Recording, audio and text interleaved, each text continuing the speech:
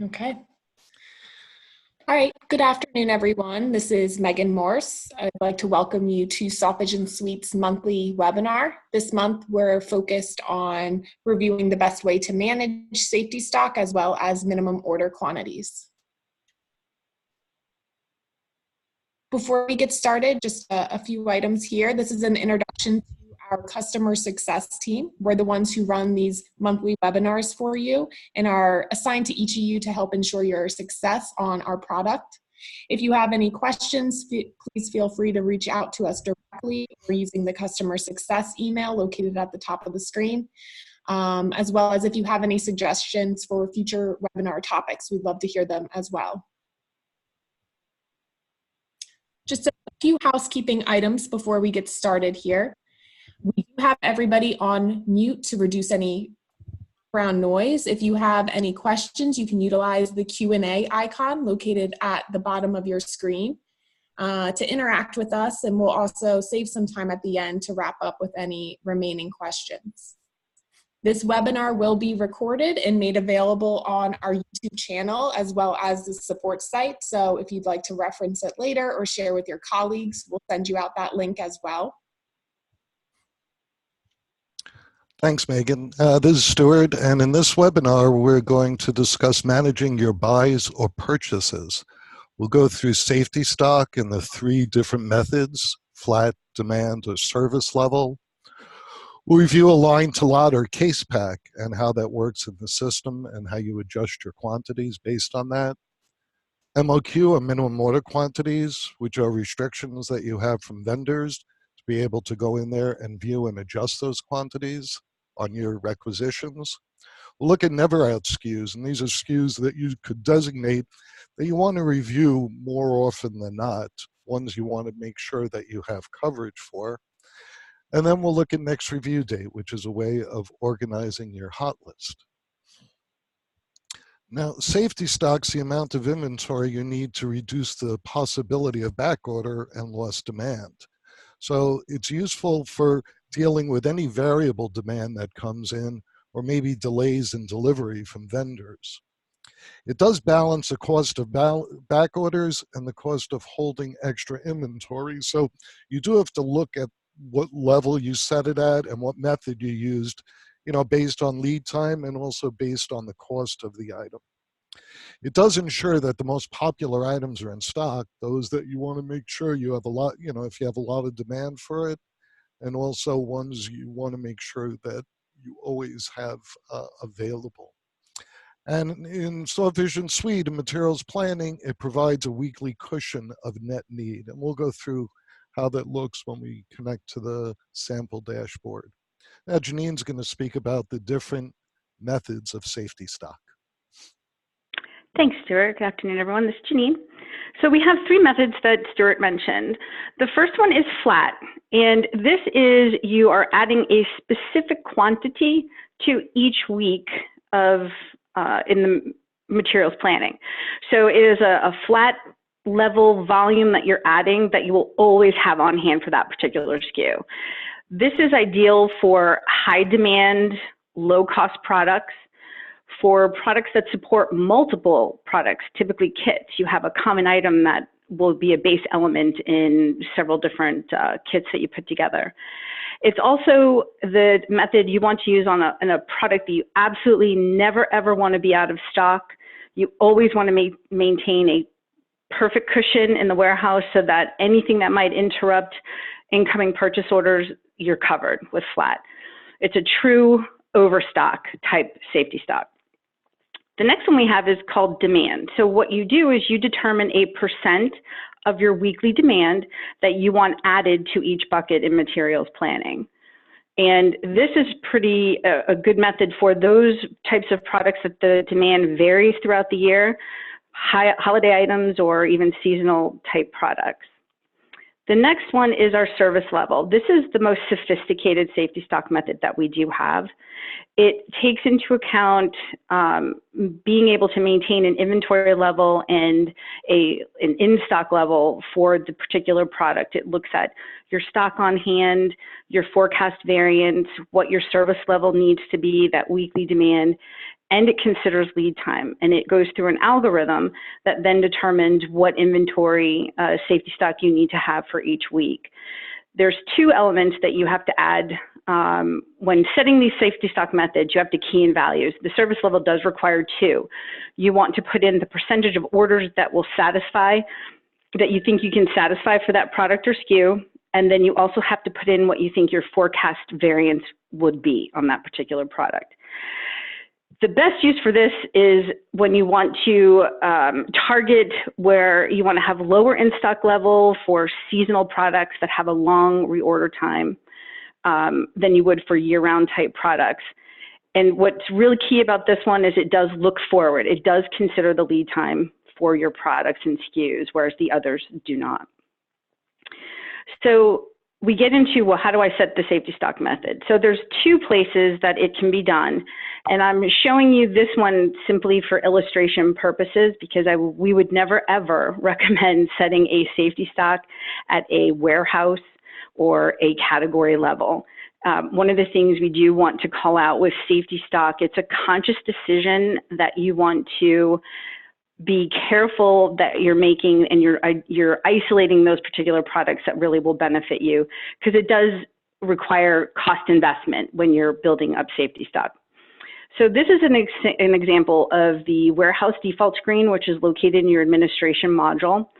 And there's a specific tab for safety stock.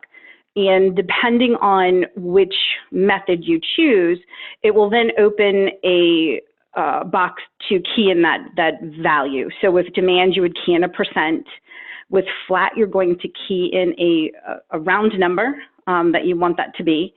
And then with service level, as I mentioned earlier, you need to put in that % of the number of orders that you believe you can fill or want to fill for the given week, and then what your forecast variance potentially would be.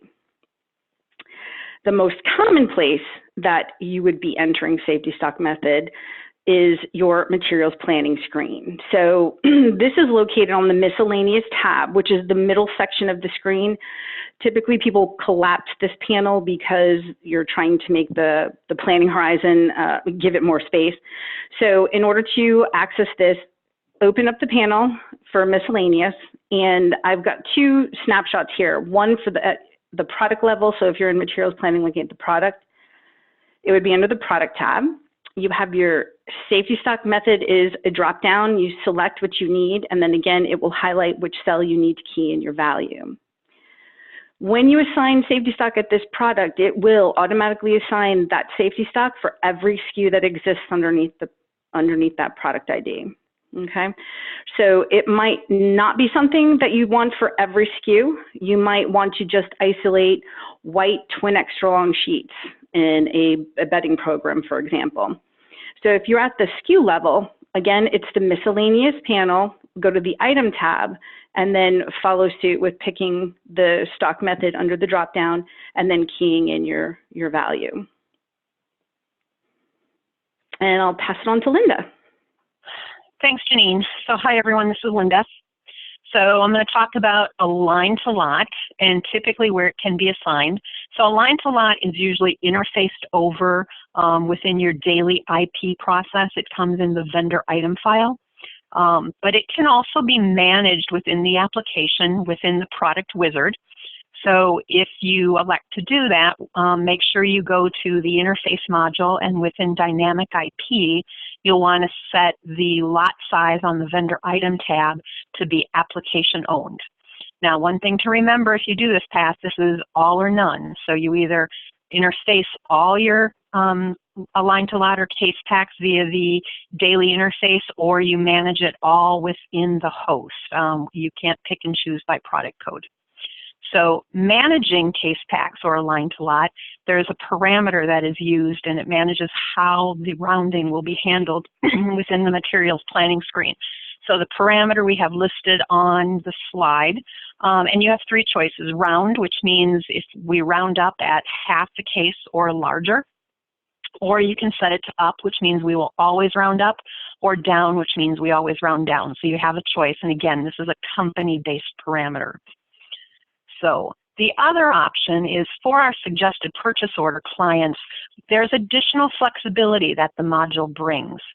So whether you're using the configure coverage option, configure EOQ, or configure ROP, we give you the ability to assign, and you determine, do you want to apply case lot and have it handled automatically? But in this instance, with suggested purchase order, you get to determine what % do you want to round up on. So you enter that, so you can set it to be something smaller or greater than just that half a case pack. So a lot of people use this additional functionality. So I'm going to turn it over to Megan now, who's going to talk to you about MOQs. Thanks, Linda.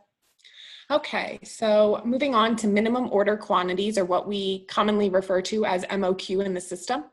This option provides users with the ability to define vendor minimums based off of a particular item or SKU.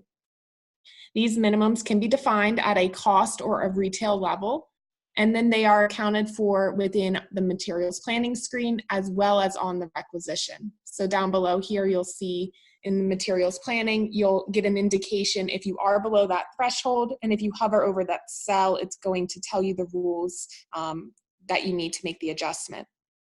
It's also then accounted for in the requisition. You'll see the MOQ units and cost fields on screen, and you do have the ability to adjust these units using the adjust options in the toolbar. To set up your MOQ, this is defined in the vendor maintenance screen under the vendor item tab, and these rules can be set for a particular product or down to a SKU level. You'll define the units and the cost fields on screen, and then it's important that you make sure that you select the enforced units or enforced cost checkbox to activate that rule so that it does show and take effect in the other screens. And that rule will then prevent any users from creating a requisition that does not meet the minimum defined here on screen. We also do offer an upload option. So if you would prefer to upload this information instead of manually entering it in, you can do so using an Excel or a CSV file. We'll provide you with the template for the data, and then you'll upload that into the tool set, and the system will walk you through mapping the spreadsheet to the MOQ columns and then updating that into the system. We will provide you with validation, so we'll let you know if the records passed or failed the upload, and if they do fail, we'll provide you with additional information on the error details so that that can be corrected and uploaded into the system. Okay, so I'll hand it back over to Stuart then to talk about never out SKUs. Thanks, Megan. So never out SKUs are the ones that you want to review at least a few times a week. You want to make sure that you have stock on this. You would set it in the materials planning screen, the miscellaneous tab, and there's a set never out check. If you do it in a SKU or an item level, it will update it, but you could also do it at a product level. And you'll get a message, set never out flag true on all SKUs, and you could say yes or no. And you'll see the number of never out SKUs. So in the hot list, you could go to any of these tabs to review your never out. If you click this checkbox to show never outs, it will only show those items that you want to quickly review. So sometimes you want to go to the all SKUs tab. You want to make sure that you have inventory. You want to make sure that you're covered. And so this way you could go in there and review those. And now Janine will speak about next review date. Thank you, Stuart. All right, so we do have the ability in the master scheduling module and many of the screens for you to be able to apply a next review date and a next review reason. It's most popular in the hot list used by the users as a way to be able to filter these items that you've marked next review dates for. The purpose of these is to update information that needs to be assessed by a user at a specific point in time. So the example that I have highlighted here, I've gone ahead and I've put next review dates in here, and my reasons are I need to call the vendor for status, I need to confirm ship dates, etc. So when you are entering these dates and information, you can filter them in and out on the hot list. So if you want to focus on everything that you have next review dates on, you could filter out those items that you have not indicated yet. On the flip side, if you want to just address the items that you have not marked yet, you can filter off the next review dates and then work through your hot list that way. But ideally what you're doing is you're setting a date and you're giving yourself a reason as to why you want to relook at the particular product that you've marked, or vendor or SKU, depending on which hot list that you're using. With the next review dates, we do have a few parameters that you have. So when if you are a heavy user of next review dates, you have the option with a parameter that's MS show expired next review that you can filter out so that any dates that are expired will not display on the screen. So that's a parameter that you can set to exclude those. The other two parameters that we have available for you is the default days, so that it'll preset that next review date for you. And this parameter is set to 30 days as a default for all customers. So you can customize that if you want the dates to be 2 weeks or 4 weeks or whatever you want to do. So we default that for 30 days. The other option is if you decide to set that parameter to 0, you then have the next parameter that I have that says next review 0-day message. You can create a customized message that will populate for your next review reason automatically. So if you set the review default dates to 0, you can create a customized message and that will automatically display. The one thing to remember about that, it's company-wide, so it's not user-specific, so just wanted to call that out. But where you would do it in the materials planning screen is, again, on our miscellaneous tab, there is a next review pane, and then you can fill in your date and your reason. And as illustrated on the hot list, it's always a column. So you'd want to make sure that you pull in both of those columns into your hot list.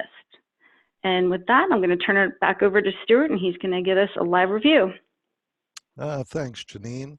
So here I am in a dashboard. Let's talk about safety stock. As we mentioned, you could update that in administration warehouse defaults. For each of the warehouses, you could set the safety stock level. Most companies and most users are setting it at a product level, but if for some reason you wanted to set it, you could set it here at a warehouse category, subcategory, product, or SKU.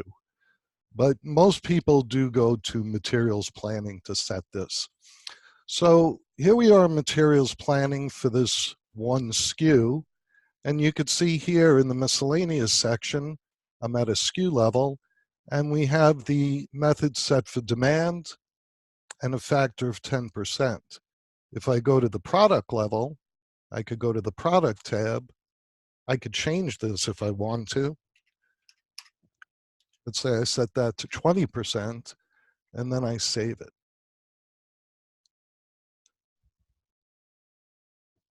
So that's going to now save it for all of the SKUs, basically. And so if I go now to this SKU, you could see that this is now updated to 20%. So we have demand and we have 20%. And you could see here, here's the demand and here's the safety stock level. So you could see how this is set for 20% of the demand each week. And you could also see, let's look at a particular week. So in week 8, we have 45 as a beginning back order balance. Demand of 25, that would make it 70 as a net need.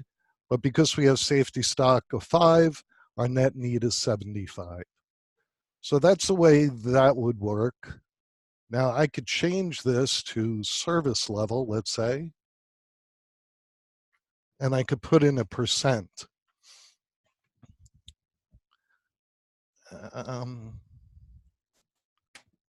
Sorry, I'm having a little trouble with my mouse here.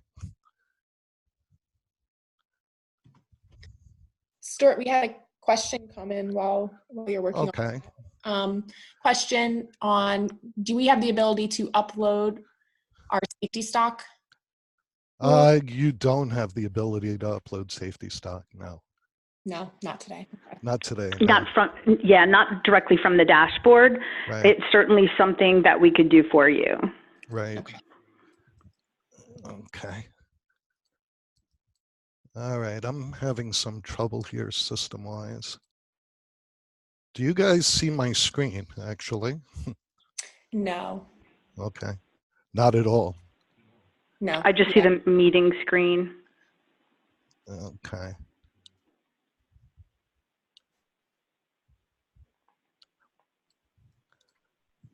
All right. Hold on 1 second.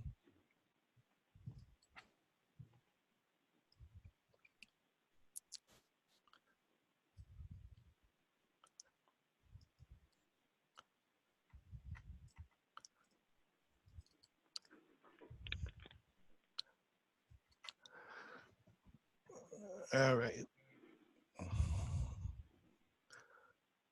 Is it not letting you share your screen, Stuart? No, it's not letting me share my screen, unfortunately.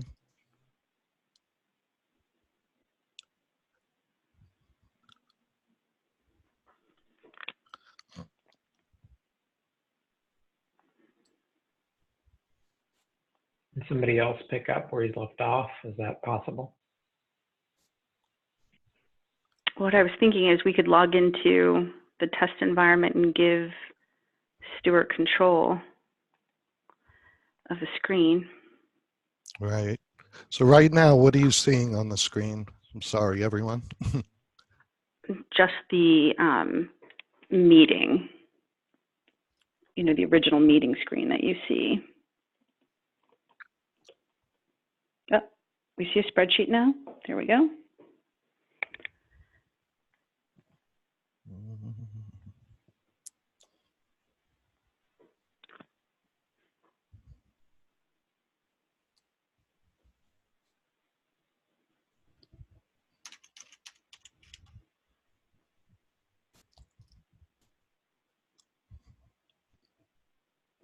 Okay, now we see the dashboard.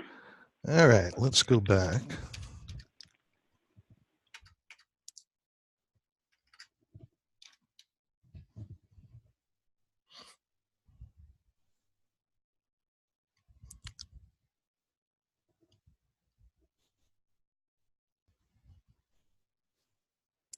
All right, so let me change this to service level.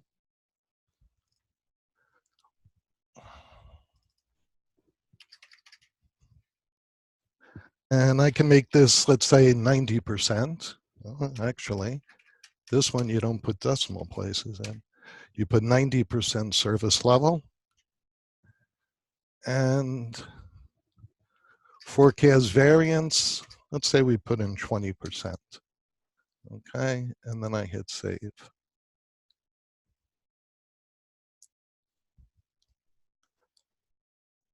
So now you see my safety stock is much larger.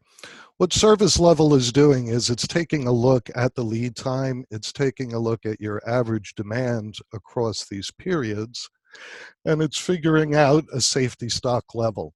So the 90% is like a 90%, you know, service base. It's almost like doing what if at a certain percent when you're doing purchasing.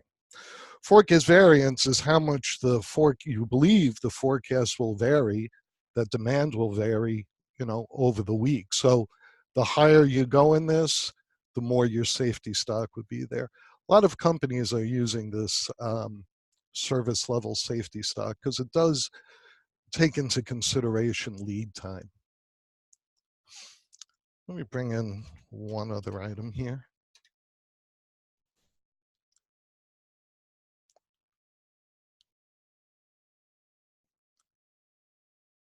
All right, so here's an item which is fairly cheap. It's 30 cents. It's a pencil. We have a flat method and we have a safety stock level of 2,400. So you could see that for this one, you basically have a lot of demand that's coming in. And so you want to make sure you have that coverage that's there. And so you have that coverage for each week. Without that, you may end up running out. So you could see in later weeks here, without that, you may have run out of stock. So particularly for these lower priced items, and also this one is a kit. So it's part of a couple of other products. So you want to make sure that you also have stock on those. All right, let me go on to align to lot.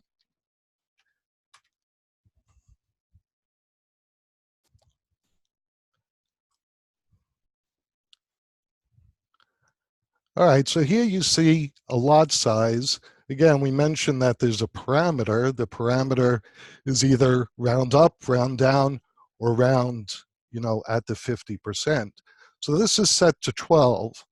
So if I go here and I go in, and let's say I buy 40 units, and you see there's a designation there for MOQ, which is something else actually. And we go to align to lot, it's going to bring it down to 36. That's because between 36 and 40 was only those 4 units. It's not 50% higher. So that does round down. If I put in 42 units and I go align to lot, that'll then bring it up to 48. So that's one way that the align to lot works. If you're in vendor order review, you could automatically do that align to lot. All right, now I'm going to go in and talk about MOQ. So MOQ is usually set within vendor maintenance.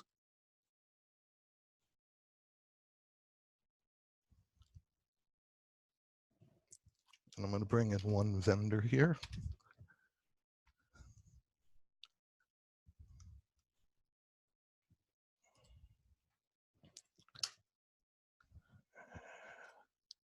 Come on.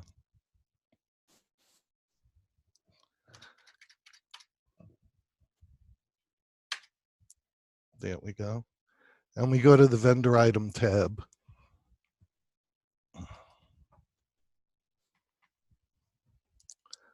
Okay. All right. Let me open this up.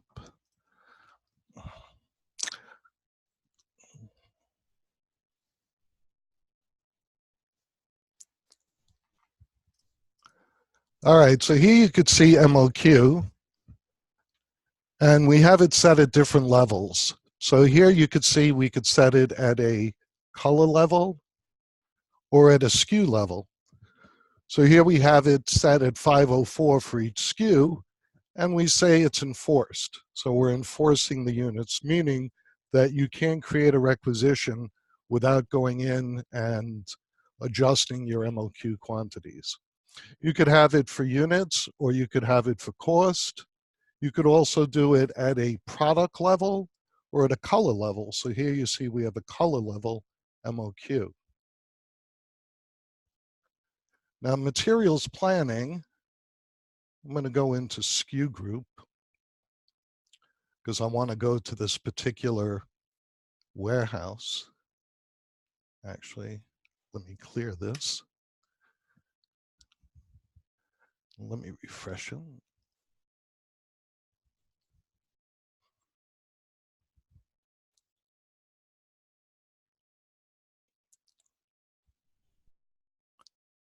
All right, so if I go here and I buy for all need, my mouse is not working. 100%, you could see that it's going to show me these quantities, but I'm not going to have enough here. And we could see units MOQ. So it'll show the units you're buying and then the minimum order quantities. I could align to lot, so it'll align to the lot size, but still it's not enough. So if I go now to requisition,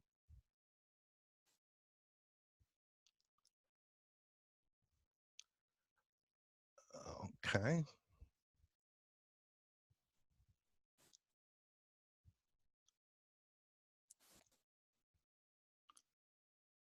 Let me do some housekeeping here.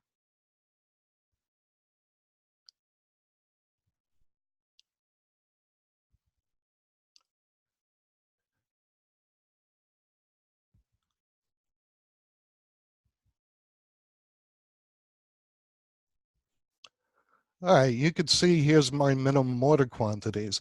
So you have the total quantity, and then you have the MOQ that's in red. And you can see here, it's at a SKU level and also at a color level. So if I go to validate and save, I'm going to get a message, the requisition could not be created. One or more line items do not meet the rules. So I could go in there and either right click or here, adjust MOQ units.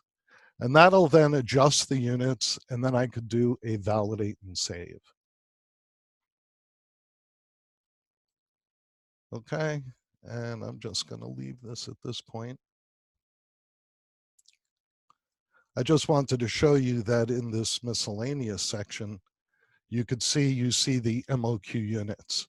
So E means that it's enforced, basically. So you'd be able to see it there, and you'd be able to see it over there as well.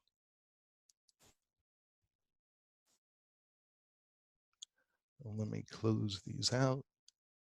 All right, let me go to the SKU hot list.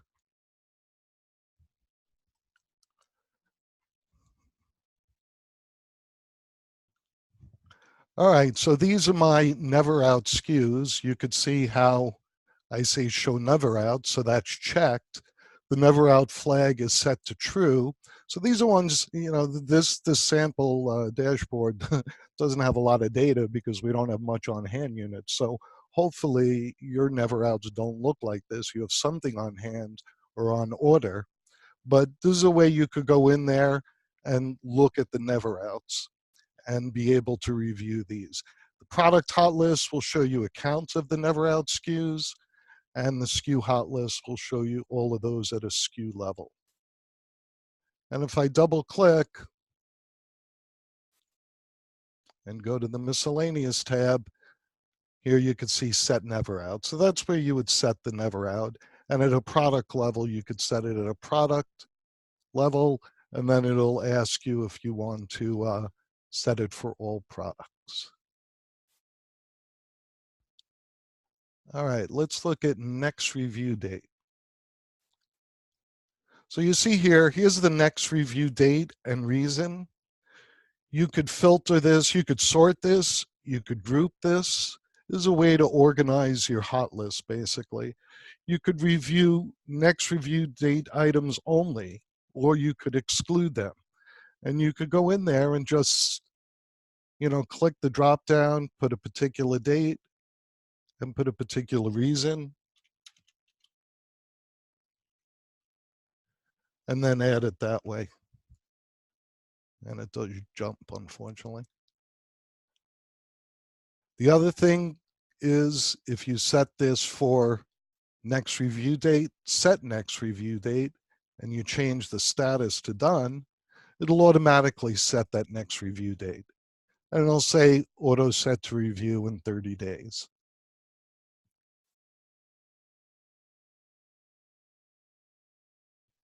All right, if there's no more questions, I'm going to go back to the presentation.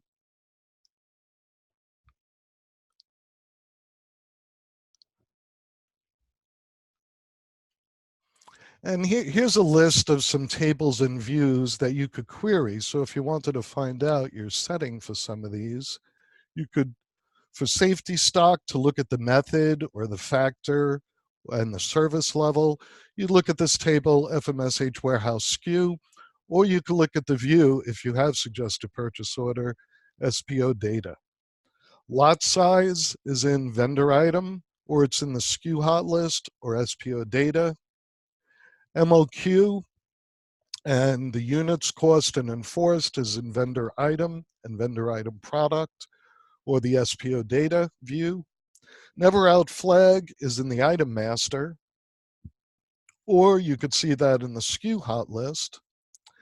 And next review, to look at the date and reason, we have a separate table for that called FMSH Next Review. And also you could look at the SKU Hot List report, the DRS SKU Hot List, or product to vendor, or the SPO data. Now Megan will speak about the upcoming conference. Okay, great. Thanks, Stuart. Okay, so to wrap up here, just a reminder, registration is open for our 2020 user conference. So that is running February 2nd through the 5th in Orlando, Florida. Just a reminder that early registration ends December 13th. So be sure to register in time to take advantage of the discounted rate at that date. Okay. Just making sure there's no other questions that have come in. So if any other questions come up, please feel free to reach out to us directly and we can answer any other questions or comments you may have. We appreciate everyone joining us today. Next webinar is scheduled for December 4th, and we will be discussing the dashboard elements and reviewing how to access key data. All right. Thank you everyone for joining us today. I hope you have a great rest of your afternoon.